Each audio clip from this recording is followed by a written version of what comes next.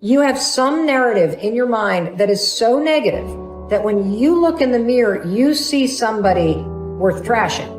You see what's wrong. You pick apart your appearance. And I want to reverse that, because here's the deal about self-confidence. Self-confidence begins with you. You realize the word self is in there, right? I can't give you confidence. I can give you a little boost. I can give you tools. I can encourage you. But confidence is forged in fire. It's something that's within you. And here's the thing I want you to realize about confidence. You are a confident person. That's why you miss feeling that way. You can only miss what you know. You've just been blocked from the feeling of it.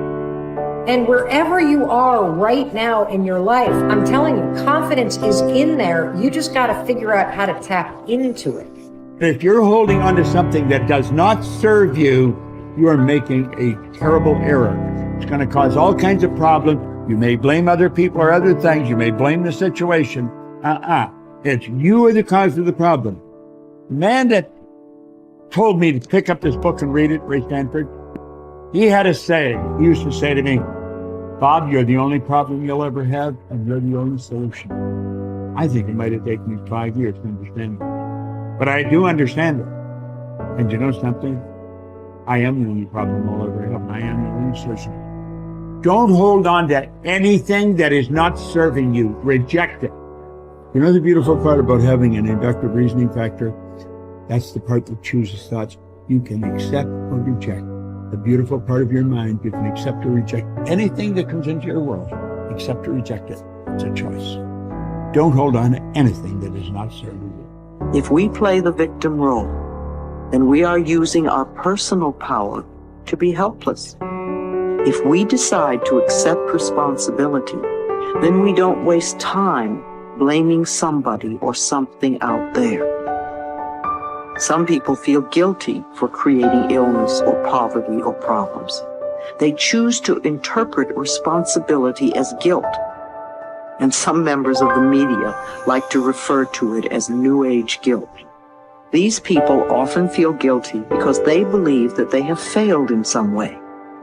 However, they usually accept everything as a guilt trip in one way or another, because it's another way to make themselves wrong. And that is not what I'm talking about. If we can use our problems and illnesses as opportunities to think about how we can change our lives, we have power. Here's something I want you to keep in mind. Life is a fight for territory. And once you stop fighting for what you want, what you don't want will automatically take over. In the past, if you looked at it, people have perceived themselves as victims of everything around them, victims of circumstances. And then we go, I'm sorry, life did not give me those wonderful things that other people have. And the simple reality is, no, if you have an issue, it's not the outside. This is what we've always, universe, give me something. We now know that our issues are internal. It's our own subconscious beliefs that we've been programmed with of disempowerment. Like when a child is growing up and getting its programs, so think of what things parents say. Oh, you don't deserve this. Who do you think you are? I mean, the parents didn't mean that for your whole life. They were trying to, goad you, needle you to make a change. So they would say these things. 95% of our life comes from those programs.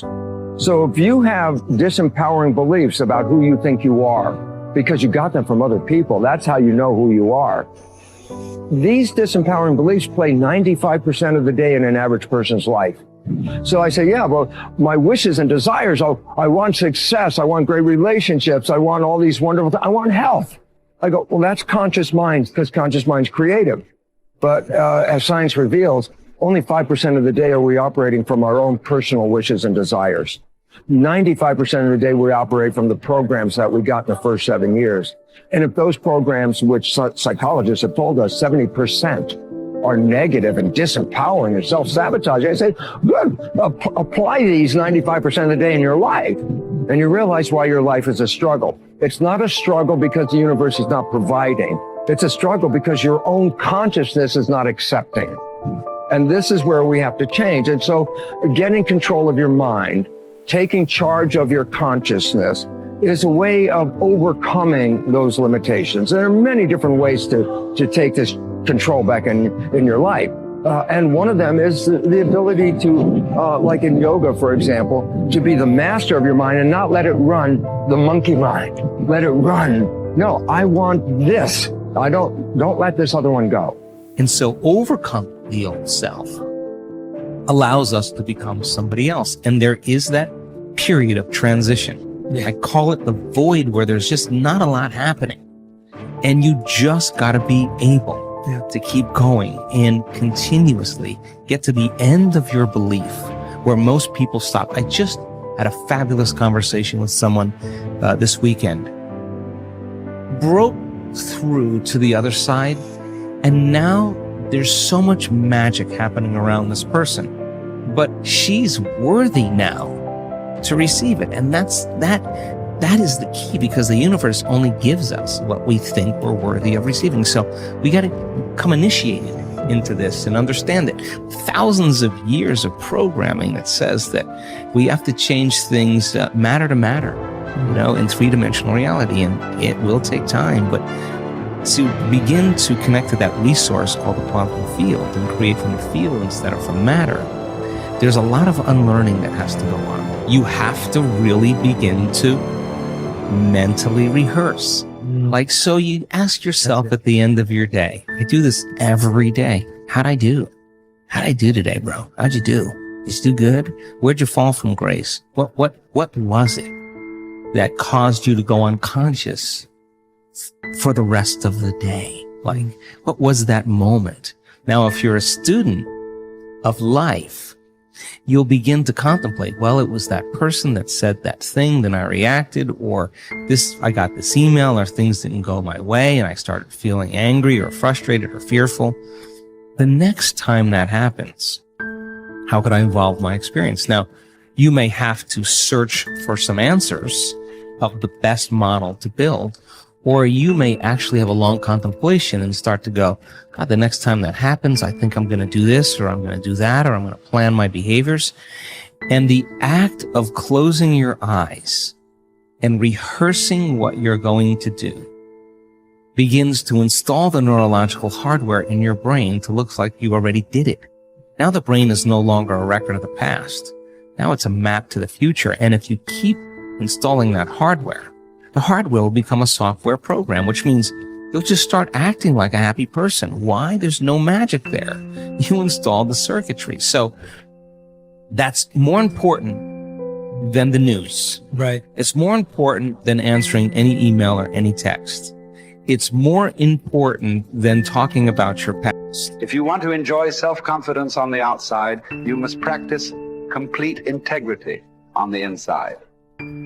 The foundation of self-confidence is for you to live your life consistent with your innermost values and principles, while thinking and acting in harmony with your highest aspirations. Men and women with the most solid self-confidence are those who are absolutely clear about what it is they believe to be right and good and worthwhile, and who live their lives consistent with these values. Everything they do or say is an expression of their innermost convictions. Your whole world can fall down around you, but as long as you know that you are doing the right thing, you will have a deep inner sense of calm that will manifest itself in an attitude of confidence and self. In an attitude of confidence and self-assurance in any situation. You will have many ups and downs in life.